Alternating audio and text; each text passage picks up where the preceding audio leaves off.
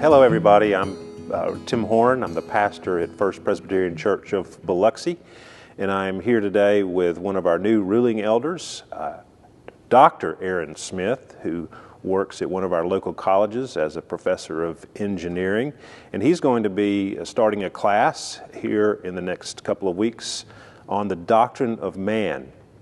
And I wanted to say that he's a doctor because he's a professional teacher, and I think everybody's going to enjoy having someone of his caliber bring to us this study of theology. Well, Aaron, give us a general idea of what you're going to be covering in this class. Sure. First off, I hope I can live up to that introduction.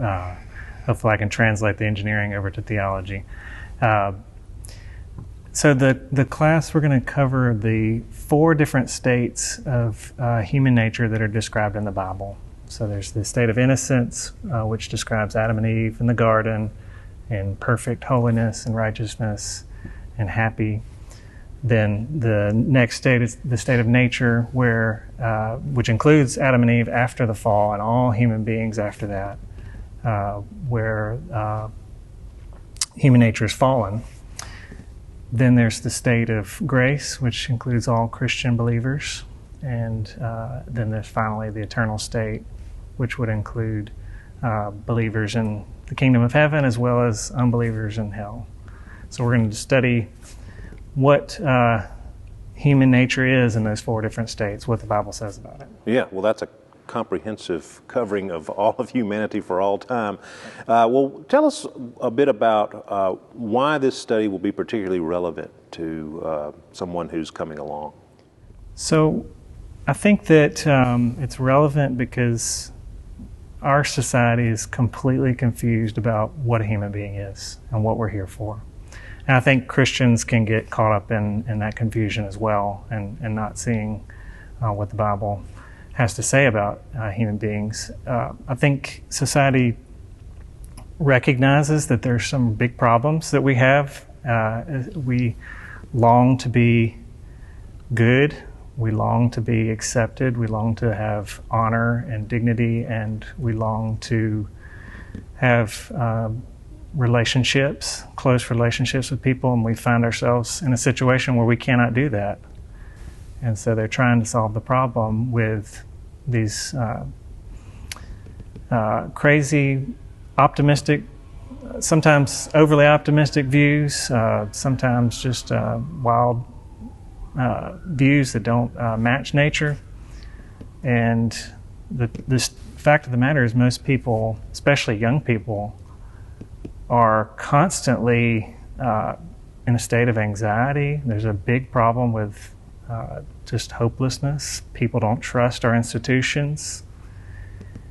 And so we live with the reality that we really have a tough time fulfilling these desires. And I think the Bible has a good answer for that, and it's that human nature, there's a history that the world ignores.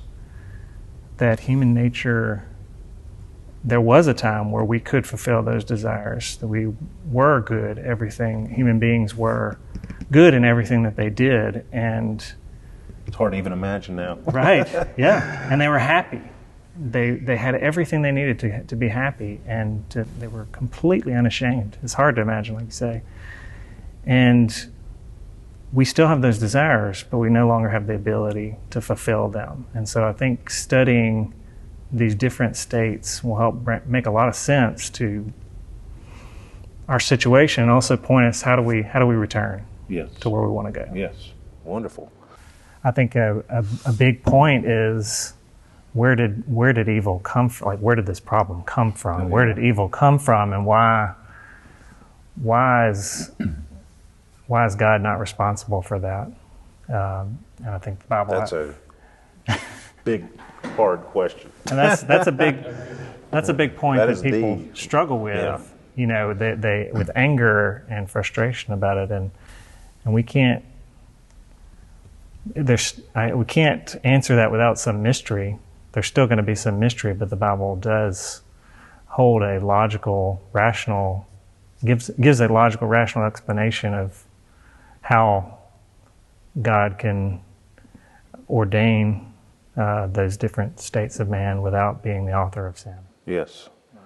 That is one of the most profound and difficult questions that anybody could ever ask or has ever been asked, and some people would say it's almost unanswerable. And maybe there's some criticism from like an atheist view of the Christian view, or the Christian view to the atheist view, because it's a really hard question to answer, the problem of evil. Mm-hmm. In my estimation, the atheists can't even really ask the question, because how do they even define what's evil? Right. I mean, if we're all just evolved from, why can't the strong eat the weak? I mean, it's almost arbitrary. So yeah, profound question there. What else might be other things that would be some interesting things in this study? I think that Christians can get really discouraged with continuing sin in their life, and having a better understanding of that state that we are in a battle, and I think earlier in my Christian life, I felt like any struggle that I had with sin just filled me with so much shame that I just kind of gave up the battle. Yeah. Whereas now I see that that is the beginning to take up my arms. When I find that sin coming up, that's the time to begin battle. Right. I'm not separated from Christ every time I have a sinful desire. Right. And I just have been reading, or I heard someone quoted D.A. Carson, and I read it today again. We don't drift towards holiness, and I think you're right. Some people get so discouraged, they stop thinking about the battle with sin, and they come along to church, they engage in spiritual disciplines, but they forget that discipline of putting sin to death and really doing battle with sin. It's a lack of engagement in that fight, because it is discouraging, and it's a lifelong battle while we're in this state of grace, but yet we haven't reached glorification. Right. So it's the ongoing fight. Yeah, and I think it just helps to be honest about what that state is, and not to expect perfection, even though we're striving. Right.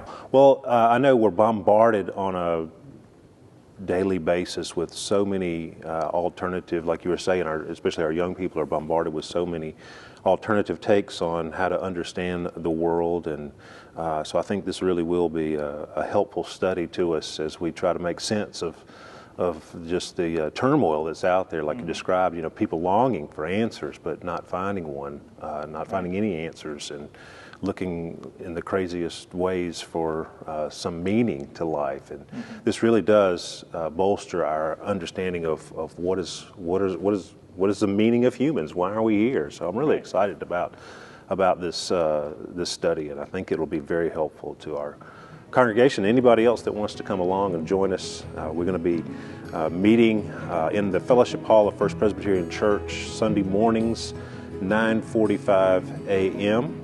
The class runs about 45 minutes, and then we gather for worship at 10:55 a.m. and love to see you all there.